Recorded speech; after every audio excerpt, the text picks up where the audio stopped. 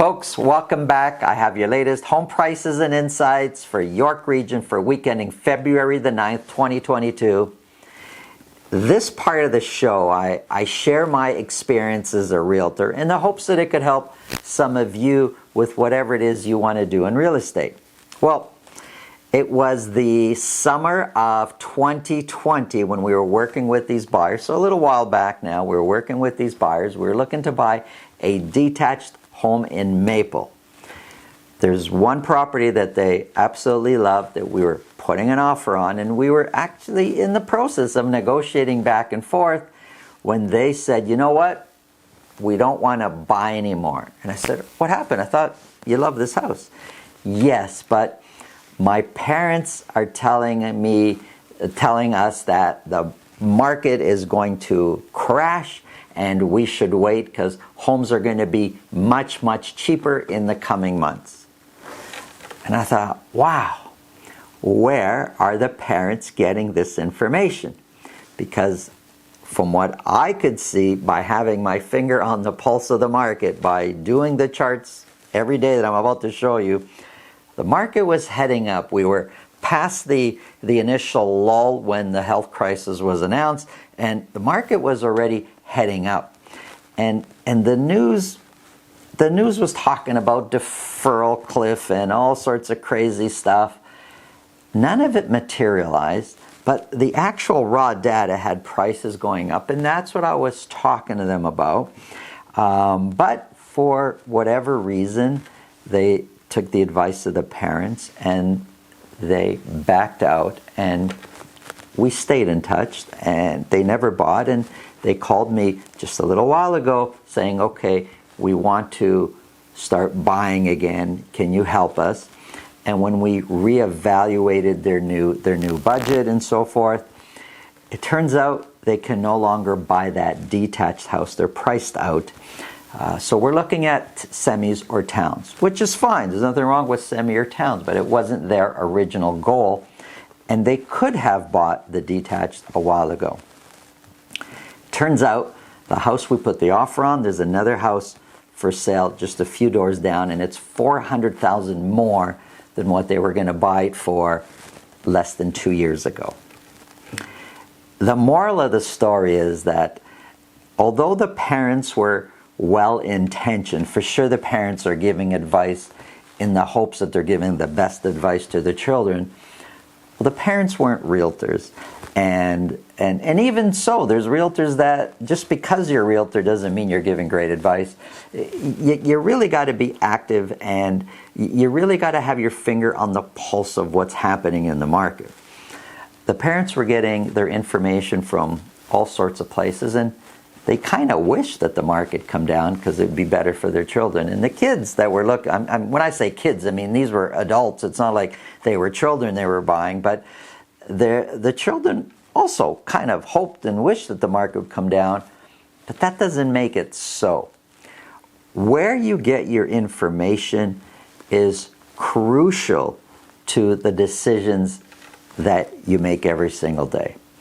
I know where I get my information to put these charts together, and it's the raw data.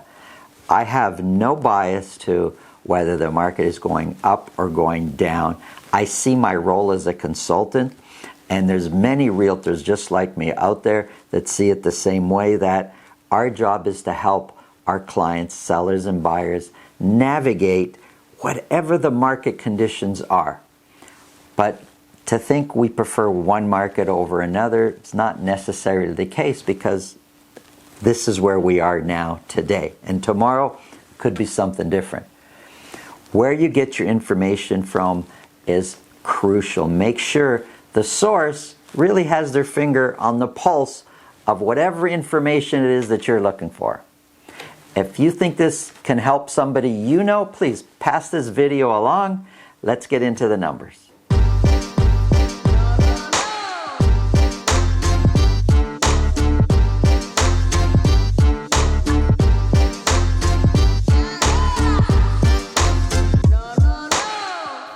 If you want to talk to us about real estate, maybe your real estate situation, it's really simple. In the description below, there's a link to my calendar. click on the link, book a time that's convenient for you. This way I'll know ahead of time and I'll make sure my schedule's organized so we can talk about whatever's on your mind. $2 million budget. If in the not so distant past, if you came to me and said, Santo, help me buy, I have a $2 million budget, I would think, man, we can buy just about anything. There's maybe 10-15% of the properties selling over that. So we could really buy whatever you want. Now, today, in this market, with a $2 million budget in York region, there's half the properties you can't buy. You're priced out of half the properties. Let me show you. Let's get into the numbers. I have Vaughan here, detached properties. We sold 44 detached properties last week for week ending February the 9th. 21 of those were at $2 million or more. So that's almost half the properties sold at $2 million bucks or more. So if you had a $2 million budget, half the properties you couldn't afford. Average sold price came down a little bit, $2,099,000. So let's just say $2.1 million is what the average detached property sold for in Vaughan last week. That's 19% higher than what it was last year at this time. And when we look at the median price is $1,955,000, so just less than the $2.1 million. But the median price is also 25% higher than what it was last year. And when we look at the intensity of the sales, we sold the 44 like we said, but 86% of those sold at list price or more. So not only are half the properties, approximately half, selling at $2 million or more, 86% of all properties you're competing for anyways. It's a crazy, crazy market out there. And look, if you're wondering why are sales getting higher, well, why aren't we listing more? Prices are phenomenal. Why aren't more homes coming onto the market? If we had more listings, we'd have more sales. And months of inventory for Vaughan is sitting at 0.4 months of inventory. Average days on market is 7. Very tight, very competitive. Demand is way outstripping supply, and supply is low. Let's look at Richmond Hill. Sales came down to 26. We sold 26 detached properties. 15 of those were at $2 million or more. So more than half sold at $2 million or more. So if you're in Richmond Hill last week with a $2 million budget, there used to be a time you walked around like you were king with a $2 million budget. Now, more than half the properties you can't buy in Richmond Hill with $2 million bucks. Average sold price also came down a little bit, but it's still sitting at over $2 million bucks. $2,048,000 is the average sold price for a detached property in Richmond Hill these days. That's 17% higher than what it was last year. And the median price is actually higher than the average sold price. The median price is 26% higher than what it was last year. Median price for Richmond Hill is $2,070,000. Of the 26 that sold, 85% sold at list price or more. Now, a year ago it was 77% selling at list price or more, and that was phenomenal. It's even higher now at 85%. Only 54 were listed. We listed less than what we listed last week. And months of inventory went up a bit. It's now sitting at 1. 1 month of inventory, extremely, extremely tight. Average days on market is sitting at only 9 days on market.